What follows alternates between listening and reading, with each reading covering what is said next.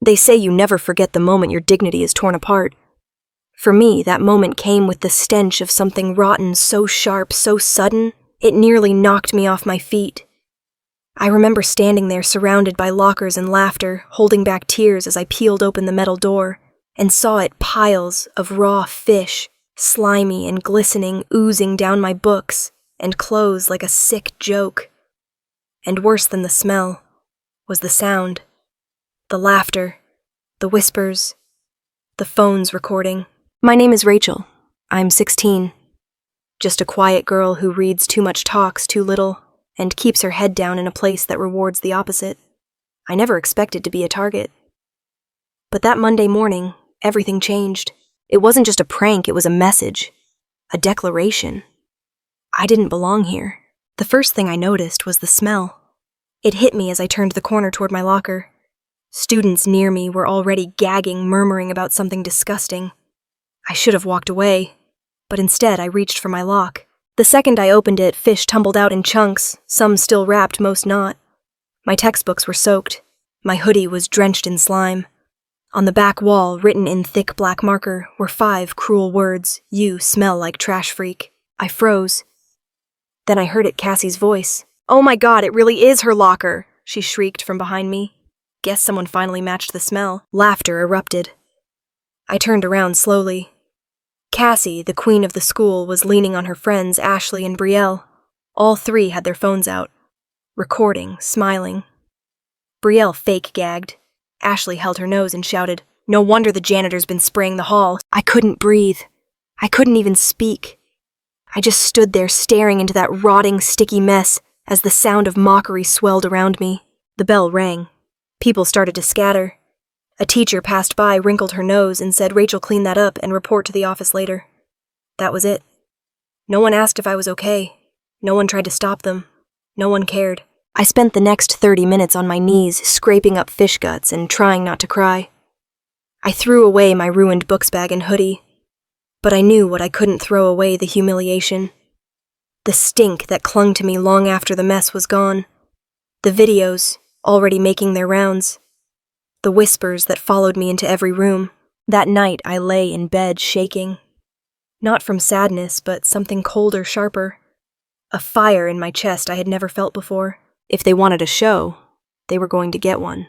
Tuesday morning I walked into school with my hair tied up tight and a clean shirt on my back.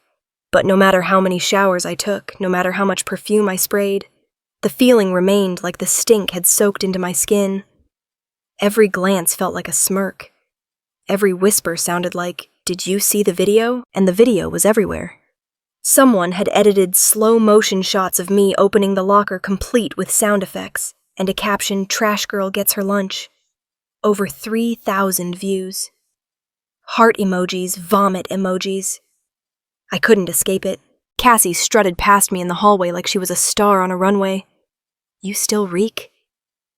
"Rachel," she said sweetly, wafting her hand in front of her nose. Her posse laughed on cue. I wanted to scream. I wanted to slap the smug look off her face, but I didn't. I just kept walking. In class, people shifted away from me. At lunch, I sat alone again. I kept my eyes down, pretending not to notice the glances or hear the laughter. I had no appetite anyway. Not after I saw someone sneak a can of sardines under my seat and whisper, "She brought friends." By Wednesday, even the teachers were brushing me off. I tried to report the prank to Vice Principal Harris, but he barely looked up from his desk. "Do you have proof they did it?" Well, no, but everyone saw." "Then I can't pursue it. This school runs on evidence, Rachel." Evidence. That word echoed in my mind all the way home. He didn't care what I felt. He wanted proof. So that night I didn't cry. I researched. I dug up old articles about school bullying, studied school policy, and watched YouTube videos on setting up covert security. I took notes like it was a final exam, because the way I saw it, it was. By Thursday morning, I was no longer just a victim. I was a girl with a mission. I borrowed my little brother's GoPro and disguised it in an old pencil case, which I glued into the top shelf of my locker. I synced it with a cloud upload. Every time the locker opened, it would record 10 seconds of footage and send it straight to my drive. Then I waited. I didn't need revenge. Not yet. I needed receipts. Cassie and her crew thought I was still broken, and I let them believe it. I walked the halls like a ghost, avoiding eye contact, nodding when mocked. But inside I was electric. Every whisper, every fake note shoved into my bag that read trash magnet, every sardine sneak attack. I took it all in and smiled to myself, because the stink wasn't mine anymore. It was theirs. And soon, the whole world was going to smell it too. By Friday, the locker camera had already captured 4 incidents. First, Brielle was caught slipping a strip of fish skin into the vent above my locker. Then Ashley was seen laughing while whispering, "Do you think we should put cat food in her gym bag next?" And Cassie walked by, paused and muttered directly into the locker, "Let's see how long you survive, Rachel."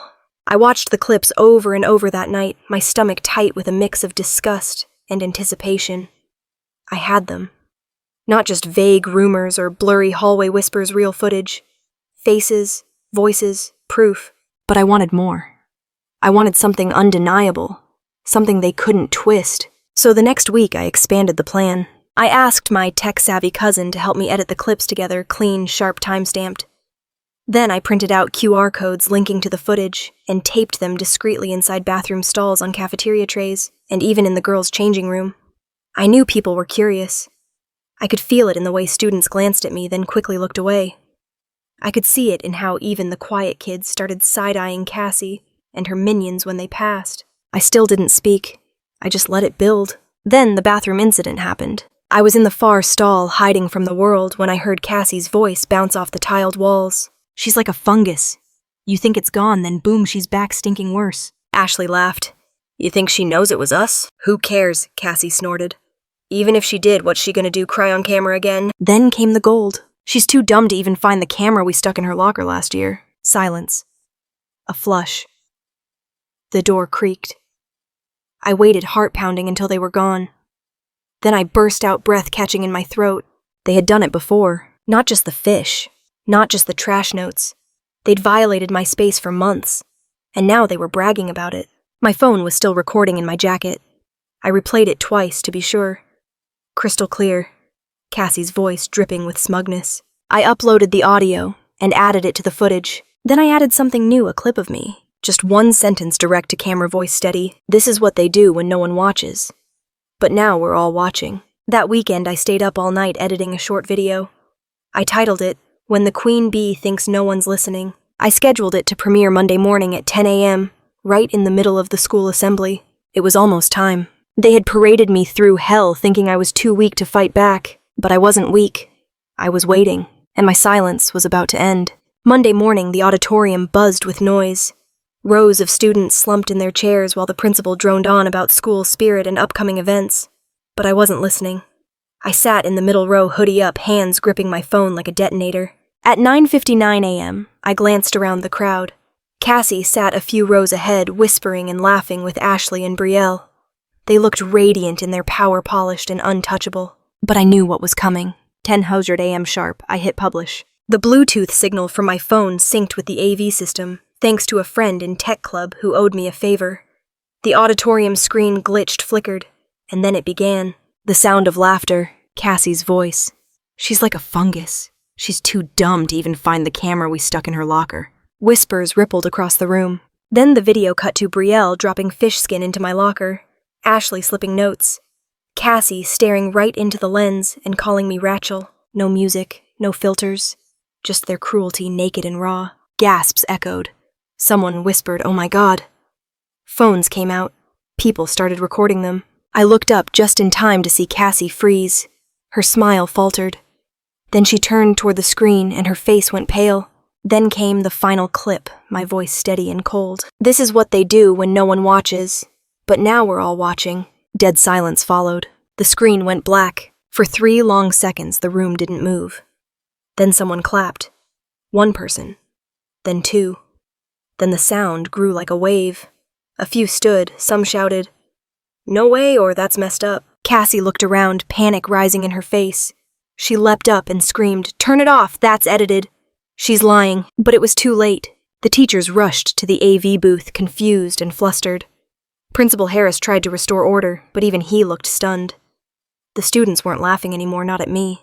They were looking at her. Cassie stormed toward the front, shouting at me, You psychotic freak! You'll regret this. I stood up slowly, meeting her glare without flinching. Didn't you say this school runs on evidence? I said loud enough for the whole room to hear. Harris's voice cut in like thunder.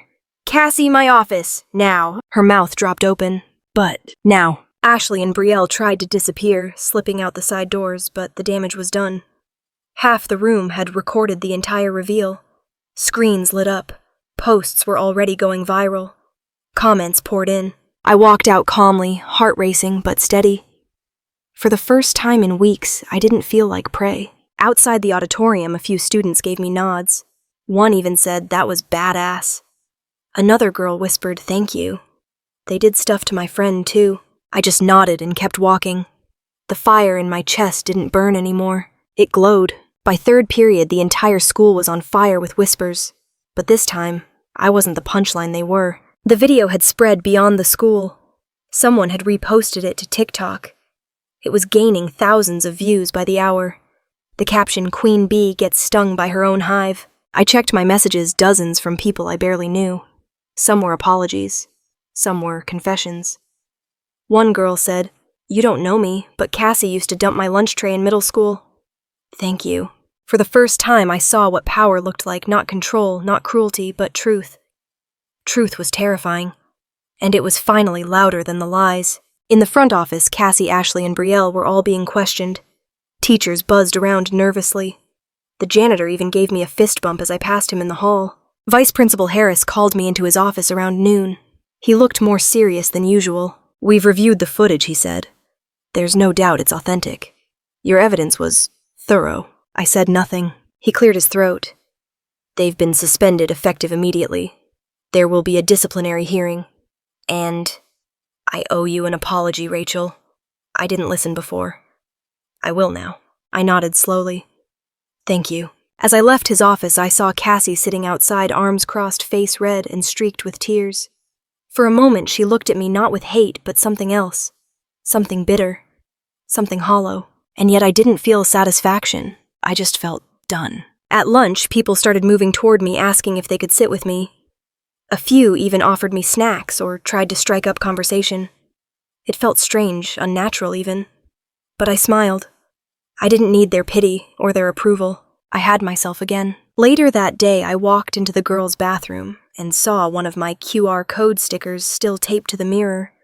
Someone had written under it in black marker, Rachel 1, Bullies 0. It made me laugh. When I got home that night, my mom asked why I seemed lighter. I just said school's getting better. But after she went to bed, I opened my laptop and stared at the flood of comments still pouring in. One caught my eye. You didn't just get even. You exposed something way bigger. Thank you. And it hit me. This wasn't just about revenge. It wasn't about making them suffer the way I had. It was about showing everyone that silence can be a weapon, but truth is the one that cuts deepest. I clicked off the screen, climbed into bed, and pulled the blanket tight around me. The stink was gone. So was the fear. And tomorrow, I would walk through those halls with my head high, not because I beat them, but because they no longer had the power to make me small. By Friday, the school felt different. People weren't whispering anymore when I walked by. Some nodded. A few even smiled. The lockers didn't feel like walls closing in. They felt like what they were, just lockers. Nothing more, nothing less. Cassie, Ashley, and Brielle were gone for the week. Rumors said their parents were furious that there might even be legal consequences for the locker camera incident. But I didn't follow up. I didn't need to. I had already moved on. The guidance counselor, Ms. Patel, called me in during third period. She had kind eyes and a soft voice. She offered me tea from her desk kettle, which I declined politely. Then she got to the point. You've been through something awful, she said.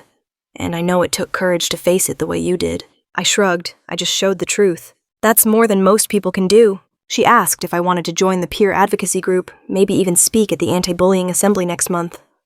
I hesitated. Public speaking made my stomach turn, but something in me said yes. Not because I wanted attention, because maybe someone like me needed to hear it. That afternoon, I found a folded piece of paper in my locker. For a second, my heart raced old habits. But this time it wasn't a threat or a prank. It was a note. In neat handwriting. I saw what they did. I didn't help you. I'm sorry. But thank you for being brave when I couldn't be.